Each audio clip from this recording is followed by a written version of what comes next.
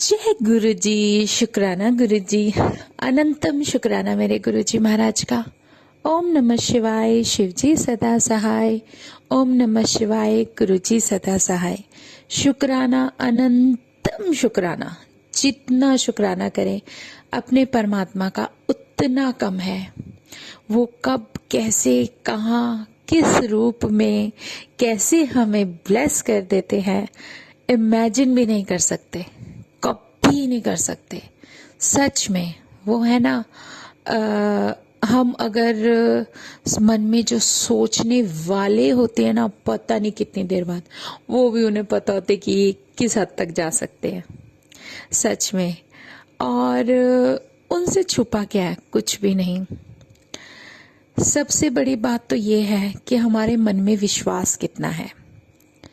सच में सब्र और विश्वास, सिर्फ ये दो चीजें हैं जो परमात्मा को अगर तुम महसूस करना चाहते हो तो ये दो चीजें और सच्ची प्रार्थना जो तुम दिल से करने लगते हो वो शुरू कर दो। सबसे बेस्ट आपकी लाइफ में यही है कि अगर आपके मन में कहीं भी कोई शक या गुंजाइश है तो उसको एक साइड रख के अपने दिल की एक बार सुनने की कोशिश करो। वो हमारे सामने बिल्कुल साक्षात बैठे होते हैं और स्माइल कर रहे होते हैं। सच में बहुत प्यारे दर्शन दे रहे होते हैं। हाँ, एक जो विश्वास होता है ना, वो हमें पता नहीं कितनी मुश्किलों से लेकर आगे इस तरीके से निकाल कर ले जाता है कि हमारे जो मन की शंकाएं होती हैं, जो दाएं बाएं भागने दौड़ने वाले जो दिमाग में विचार होते हैं ना, उनसे बचा लेता है। सच में हम अपने दुश्मन खुद होते हैं। हमें नहीं पता कि हमारे जो दिमाग में जो चल रहा है, जो कुछ भी इधर उधर की परिस्थितियां होती हैं, उनमें हमें कैसे अपने आप को बचाना है, कुछ भी नहीं पता। अगर वो साथ है तो तुम्हें हर चीज से बचाकर लेकर चला जाएगा। हम अपने दुश्मन कैसे हैं? हम अपने दुश्मन हैं कि कुछ भी हमारे साथ होने लगता है तो हम नेगेटिव भागने लगते हैं। ये नहीं समझ सकते कि अगर कुछ हुआ है, कुछ घटा है, शायद हमारे ऊपर से कुछ ऐसा नेगेटिव माइनस किया है गुरुजी ने, जिससे कि हम आगे आने वाले दौर में उससे बच पाए। अब ये देखो, अगर कोई एक बहुत बड़ा पौंड है, पौंड ही समझ लो, जो एक छोटी सी जगह होती है जो पानी में भरी हुई है, या चलो पौंड छोड़ो, स्विमिंग पूल ही समझ लो। स्विमिंग पूल में लेवल्स होते हैं कि कितना पानी उसमें भरा जाएगा। तो हमें पता नहीं कुछ भी कि हम कितने पानी में उतरने वाले हैं, लेकिन भरने वाले को पता है कि उसमें कितना पानी भरा हुआ है। हमें ये नहीं पता कि हम उसमें कितना नीचे तक जाएंगे और कितना पानी में भीगेंगे, लेकिन भरने वाले को पता है कि उसमें कितना पानी है। अगर इसमें कोई उतरा तो उसके कितना अंदर तक डीपली वो चला जाएगा और वो कितना अंदर तक जाके उसको ब्रीथ नहीं आएगा, या क्या लेवल वहां पर सेट करना है। और सच में जैसे कि हम उसके अंदर जा रहे हैं, हम कुछ भी नहीं जानते, अनजान है। 1% ये सोच लो हमें कुछ नॉलेज नहीं है, लेकिन हमें उसके अंदर जाना भी है, ज़रूरी है, क्योंकि वहाँ जाए बिना काम नहीं चलेगा। वहाँ गए, उसके अंदर उतरे, और हमें नहीं पता कि कितना डीपली हमें निकलना है। हम उसमें अगर एक बार चले गए तो वापस मुड़ना मुश्किल है, क्योंकि हमें तैरना तो आता ही नहीं है। और अगर हम उस पानी के अंदर जाते हैं और शुरू में तैरना सीख रहे हैं, तब भी हमारे लिए कितना खतरा है। आप खुद इमेजिन करो, हम उसके अंदर उतरते हैं और हमें नहीं मालूम कि कितना नीचे स्टेप और लेकर जाएं। लेकिन अगर हमारा बैलेंस खराब है, हमें तैरना नहीं आता, हम सीखने वाले हैं, तब भी हमारे पास कितनी लाइफ लाइन है? एक ही तो लाइफ है। अगर वो लाइफ हमारे पास नहीं हुई तो आगे का हमें क्या पता? कुछ भी नहीं पता। और हम उसके अंदर उतरे और वो पानी के अंदर गुल। कितनी देर तक हम सरवाइव कर पाएंगे? कितनी देर तक? और अगर हमारे पास एक लाइफ जैकेट होती, वो हमने पहनी होती, तो हम उस पर तैर जाते। या अगर लाइफ जैकेट नहीं होती, किसी का हाथ हमें डूबने से बचाने के लिए एकदम से सडनली आ जाता है और हमारा हाथ पकड़ के एकदम से ऊपर लेकर आ जाता है और हमें स्विमिंग करना सिखा देता है। और वो जो स्विमिंग सिखा रहा है, वो इसलिए सिखा रहा है कि इसमें तुम अपने आप फाइट कर सको। और जब एक बार स्विमिंग करना सीख जाते हो, तो सिर्फ वो बाहर खड़े होकर तुम्हें ट्रेन करता है, तुम्हें आदेश देता है, हुक्म देता है कि अब ऐसे करना है, अब ऐसे करना है, अब ऐसे करना है। यही हमारी लाइफ है, यही तो हमारी लाइफ है। हम एक बार अपने जीवन में, जब आप ये देखो कि बचपन से लेकर जवानी तक आप अपने पेरेंट्स के हाथ में होते हो, जब आप मैच्योर हो जाते हो तो वो भी आपको लाइफ में छोड़ देते हैं कि अब आप खुद चलना सीखो, अपने पैरों पे स्टैंड करो। क्योंकि बाहर की दुनिया में जब हम निकल जाते हैं तो उसके बाद सरवाइव हमें खुद करना है। जो हमारे जीवन में आने वाली परिस्थितियां हैं, जो भी हालात हैं, उन सब से खुद फाइट करना है। ये सब वही तो है जब हम एक ऐसी स्थिति में चले जाते हैं कि अब सब कुछ खुद ही फेस करना है, सब कुछ तुम्हारे सामने क्लियर है। तो इससे बेहतर तुम्हारे जीवन में क्या लेसन होगा? वो जो लेसन जीवन से रिलेटेड तुम्हें परमात्मा देने शुरू कर देता है, लेकिन हम नहीं जानते कि वो शक्ति है कौन सी शक्ति है जो हम सबको संभाले हुए है। लेकिन जब पता चल जाए तो फिर तो हमारी बेवकूफ़ी है कि हम उस शक्ति का हाथ छोड़ दें। वो तो है तुम्हें जो अब तक संभाल कर चल रही है और आगे भी तुम्हें संभालेगी। और कभी कभी जीवन में एक पल वो ऐसा आ जाता है जब तुम डूबने वाले हो, लेकिन परमात्मा जानता है कि तुम इसके अंदर डूब सकते हो, तो वो खुद आ जाते हैं तुम्हारा हाथ पकड़कर वहां से बच जाने के लिए। उन्हें पता है कि अब अगर मैं इसके पास नहीं आया तो ये जिसको भगवान प्यार करते हैं उसको वो कभी डूबने नहीं देंगे। वैसे सब बच्चे प्यारे हैं, लेकिन सब कर्मों का ही खेल है। किसके कर्मों का कब क्या मोड़ ऐसा आ जाए कि उस इंसान की, उस सॉल की जितनी अरदासें उस परमात्मा के पास गई होंगी, वो अरदास ही तुम्हें उस तक मिलाकर उस जगह लेकर चली जाती हैं जहां तुम्हें उस परमात्मा के दर्शन होने ही होने हैं। ये सच्चे दिल से निकली हुई अरदासों का कमाल होता है कि हमारे परमात्मा को हमारे पास आना पड़ता है। ये सच में मिरेकल है, बहुत बड़ा मिरेकल।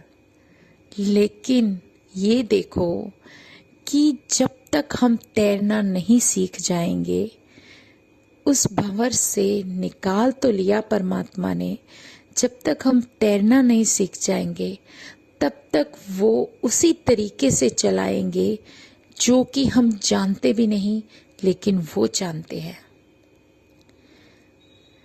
लेकिन जब तक हम मंजिल तक नहीं पहुंचेंगे तब तक वो हमारे साथ रहेंगे, क्योंकि वो तो सब कुछ जानते हैं, अंतर्यामी हैं। उन्हें पता है कि हमें कब क्या करना है, लेकिन हम नहीं जानते और वो परमात्मा सब कुछ जानते हैं। और जब उनके हुक्म और उनके आदेश हम सीखना शुरू कर देते हैं ना, तब हमें कुछ 1 या 0 से कहते हैं 0% से 1 या 2% कुछ इतनी समझ आने लगती है कि देखो अब हमारे भगवान हमें ये कह रहे हैं। पहला तो उसकी रजा में रहना पड़ेगा क्योंकि उन्होंने हमारा हाथ पकड़ा हुआ है, और हमें इतना सीख जाना चाहिए कि हम इधर उधर ज़्यादा करेंगे तो वो नाराज़ ना हो जाए क्योंकि देखो, खुद सोचो, आप अपने बच्चे का हाथ पकड़ के चल रहे हो, ठीक है, और वो अगर इधर उधर मचलेगा, कभी लेफ्ट में भागेगा, कभी राइट में भागेगा, कभी तेज भागने की कोशिश करेगा, तो आप उसको डांट लगाओगे, कहोगे कि चुपचाप मेरे साथ चल। सच में यही सब हमारे साथ होता है जब हम अपनी, कहते हैं ना, अंदर इतनी बेचैनी हो जाती है अपने परमात्मा को, हमें थोड़ी ना समझ है इतनी, और लेकिन दर्शन भी मिल जाते, इतनी अक्ल नहीं आती। जब हमें अक्ल आती है ना तो एक पेशेंस आने लगता है, एक सब्र आ जाता है कि जहाँ हम हैं वहीं बैठे रहे, क्योंकि जहाँ लेके जाना वो अपने आप ही लेकर चले जाएंगे। जो वक्त हमारे लिए सही होगा, जो बेहतर होगा, वो अपने आप ही हमें लेकर चले जाएंगे। उसमें हमें कुछ बोलने की ज़रूरत नहीं है। हमें पता है कि हमारा सब कुछ, हमारा जब हाथ पकड़ा हुआ है, हमें पता है कि किस दिशा में कैसे लेकर जाएंगे तो वो एक जो सब्र है ना, वो जो आता है वो बहुत देर बाद आता है। नहीं तो हमारे अंदर ऐसा रहता है, हम यहाँ भी भाग जाए, हम वहाँ भी भाग जाए, नहीं नहीं अब वहाँ चले जाते हैं। एक मन की बेचैनी, ये जो दिल है ना, ये हमें बहुत परेशान करता है। लेकिन जब संभालने वाला, और जब कहते हैं ना कि वो परमात्मा तुम्हारे साथ डंडा लेके तुम्हारे पास होता है ना, तो उसे तो तुम्हें अकल देनी ही देनी है, चाहे कैसी भी देनी है।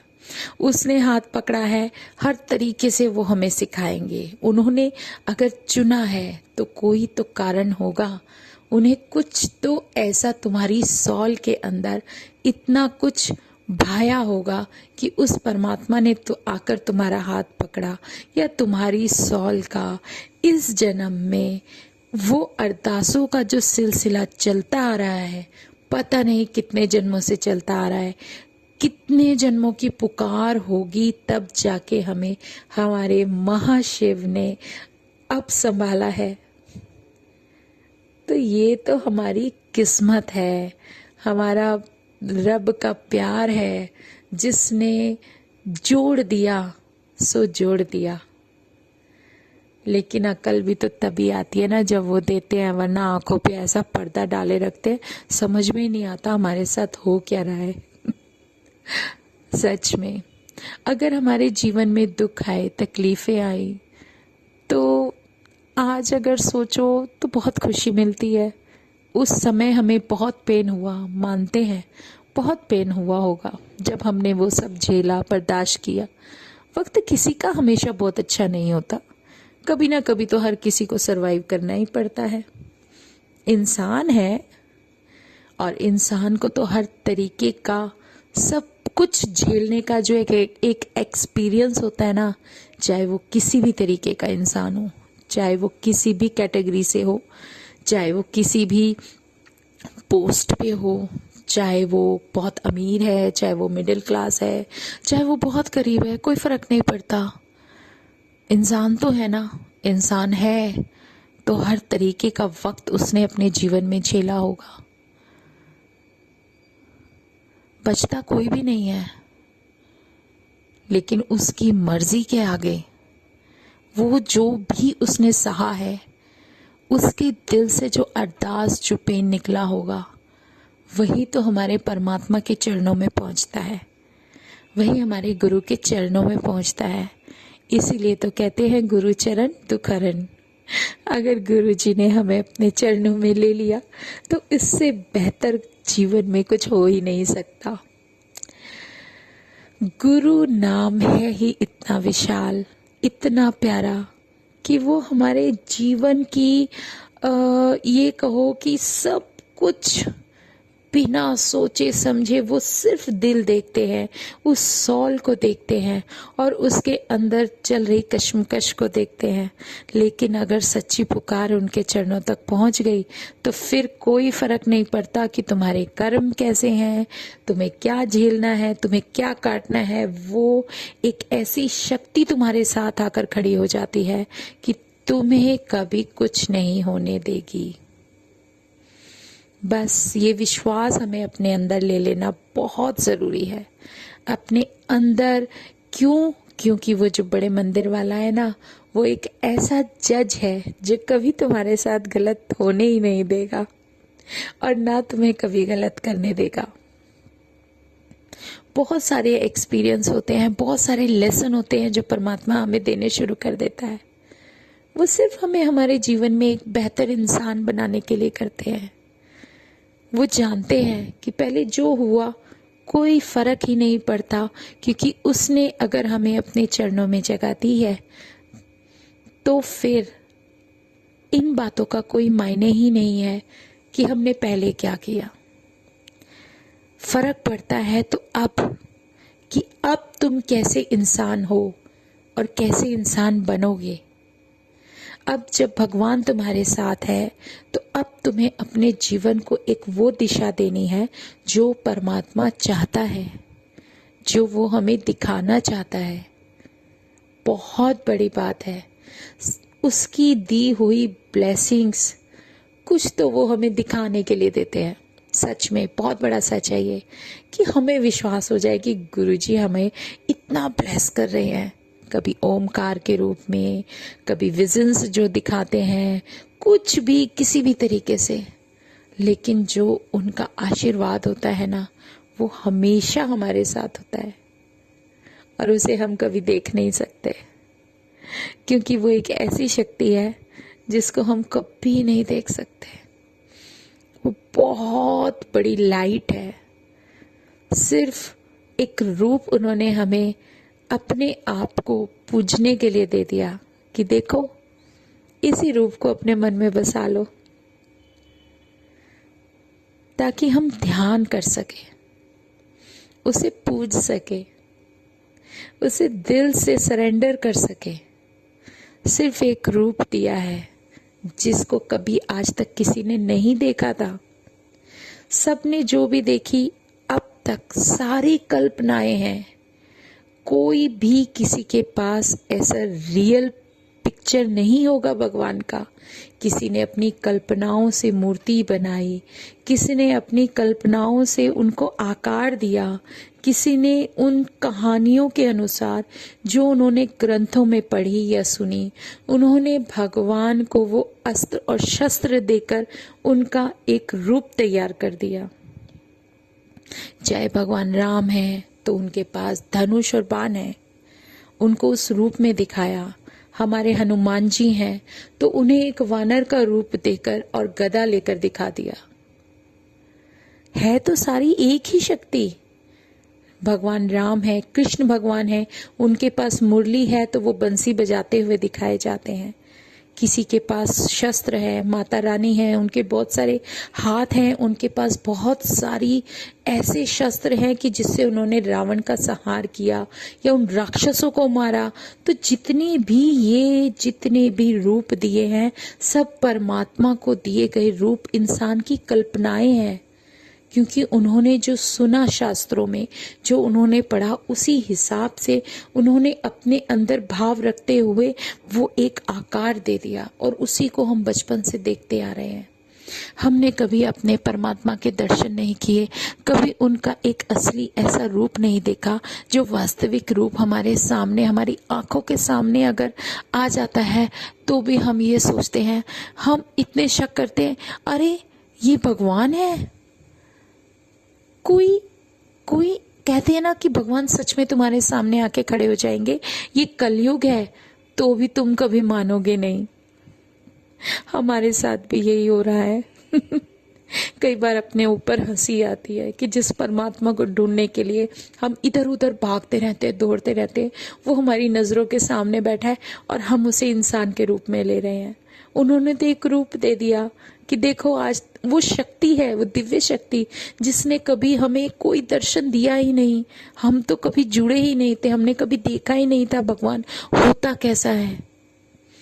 अब जब सामने आ गए हैं तो वो भी हंसते होंगे कि देखो मैंने इनको दे भी दिया, और ये तब भी कंफ्यूजन में ही रहते हैं, क्योंकि इंसान कभी अपने सच्चे दिल से जो भावनाएं परमात्मा से जोड़कर बैठ जाता है, वो अपने दिमाग की वजह से, सिर्फ इस दिमाग की वजह से उनसे अपने आप को जोड़ नहीं पाता, क्योंकि उसमें क्वेश्चन बहुत चलते हैं, बहुत चलते हैं। अब अगर परमात्मा हमारे सामने है, वो दर्शन दे रहा है, फिर भी हम वहम करें, एलो ये भगवान कैसे हो सकते, ये तो इंसान है। अरे भगवान राम ने जब जन्म लिया वो भी इंसान के रूप में आए थे, भगवान कृष्ण ने जन्म लिया वो भी भगवान इंसान के रूप में आए थे। जो भी माता रानी, जो भी दिव्य शक्ति हमें दिख रही है, वो सब इंसान का रूप लेकर धरती पर आए हैं। वो सब एक दिव्य शक्ति है। ये शक्तियां अलग नहीं है, सिर्फ रूप अलग अलग हैं। और अगर मेरा महाशिव, जिसने इस पूरी धरती को, दुनिया को संभाल रखा है, जिसने ये ब्रह्मांड बनाया है, जिस महाशिव ने अगर अभी इस वक्त इस धरती पर अगर कलयुग में एक ऐसा जन्म लिया कि हमारा उद्धार हो सके, एक महाशिव ही ऐसा है, जो भोलेनाथ, जो कभी भी किसी को हर्ट कर ही नहीं सकते। वो आए सिर्फ कल्याण करने के लिए हैं। उन्हें आप कुछ भी बोलते रहो, उन्हें कोई फर्क नहीं पड़ता। वो तो मेरा भोले है, वो मेरा भोला भंडारी, उसे तो करना ही सब कुछ वही है जो तुम्हारे लिए सही है। कोई भी आ जाए सामने, कोई फर्क नहीं पड़ता। कोई डाकू आ रहा है, कोई चोर आ रहा है, कोई डॉक्टर आ रहा है, कोई इंजीनियर आ रहा है, कोई किसी को कुछ भी हर्ट करने, तुम्हारे मन में क्या चल रहा है उसे क्या लेना देना। उसे तो अपनी रोशनी, अपना प्यार, अपना सारा जो भी आशीर्वादों का जो भी भंडार है वो तुम पर लुटाना है बस। जो उनके पैरों में आ गए, नहीं मैं तो ये तुम्हारे लिए सब कुछ करके जाऊंगा, तुम्हें मैंने आशीर्वाद देना है तो देना है। कोई फर्क नहीं पड़ता उन्हें इस बात से कि तुम्हारे मन में कितनी चालाकियां चल रही हैं। हाँ, जितनी संगत उनकी है ना, जिन्हें उन्होंने चुनना है, वो बहुत चुन लेते हैं। और जब चुन लेते हैं तो उस संगत का कल्याण तो पक्का तय है, और उसे एंड तक कभी भी पीछे मुड़कर नहीं देखना पड़ा। मेरा भोला भंडारी है ही इतना प्यारा, सारे जगत में, सारे ब्रह्मांड में उसे भोला भंडारी क्यों कहा जाता है? क्योंकि वो भोलेनाथ कभी भी कुछ भी किसी को कुछ भी दे देते हैं। वो याद है आप लोगों को एक स्टोरी, जो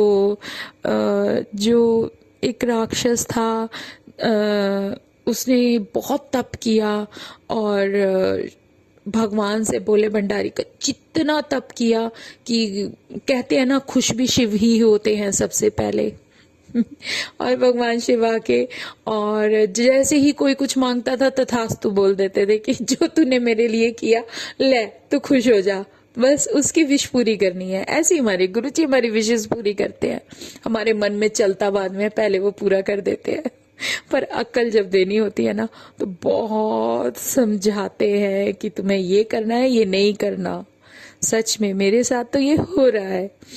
अच्छा, उसमें क्या होता है कि वो बहुत बहुत बहुत तप करते हैं, और फिर भोले भंडारी आते हैं तो वो कहता है कि मुझे कोई कभी मार ना सके सिवाय मेरे खुद के। अब सोचो, शायद उसका नाम भस्मासुर था, क्या था मुझे कुछ अच्छी तरह से याद नहीं आ रहा। बस ये स्टोरी मुझे याद दिला रहे गुरुजी की, वो हुआ था ना। तो वो जैसे मांग लेते, और भोले, देखो हमारा भोले भंडारी, तथास्तु, जा खुश रह, तेरे को मैंने वरदान दिया। और वो क्या करते हैं, वो फिर वही अत्याचार, उसको तो भाई इतनी बड़ी पावर मिल गई, और वो खुद को ही अपने आप को क्यों मारेगा। तो ये उसके अंदर ईगो आ गई, घमंड आ गया, और उसने, राक्षस ने फिर अपने उसी स्वभाव के अनुसार सब पर अत्याचार शुरू कर दिया। लेकिन कि हर चीज का कोई ना कोई तो अंत होता ही है। और फिर क्या होता है उसके बाद जैसे ही भगवान शिव सारे देवता पहुंच जाते हैं, जी भोले जी आपने ये क्या कर दिया, आपने वरदान दे दिया। भोले कहते हैं मेरे से कोई कुछ मांगेगा तो मैं दिए बिना कैसे रह सकता हूँ, चाहे वो कुछ भी है। ये तो उसकी सेल्फिशनेस है, मैं क्या कर सकता हूँ। तो फिर भगवान विष्णु को समझाया जाता है, तो भगवान विष्णु कुछ ऐसा करते हैं कि वो जाते हैं और भोले से परमिशन लेते हैं, भोलेनाथ से, और वो एक सुंदरी का रूप लेकर उसके पास जाते हैं और नृत्य करते वक्त वो उसका हाथ खुद अपने सर पर आ जाता है और वो भस्म हो जाता है। जो वरदान उसको मिला था वो इसके प्राण इसलिए हर लेता है क्योंकि उसके अंदर ईगो और अत्याचार की भावना, जो कि लोक कल्याण के लिए होनी चाहिए थी, वो उसने लोगों को परेशान करने में लगा दी। मतलब हमें जब कोई ताकत मिलती है या हमें कोई पावर परमात्मा देता है, अपना साथ देता है, तो वो हमें हमारे जीवन में ये सिखाते हैं कि जो मैं तुम्हें दे रहा हूं ना उसको आगे बांटो, लोगों के कल्याण में लगाओ, किसी की मदद करो, लोगों की मदद करनी शुरू कर दो, तुम्हारी मदद मैं खुद करता रहूंगा।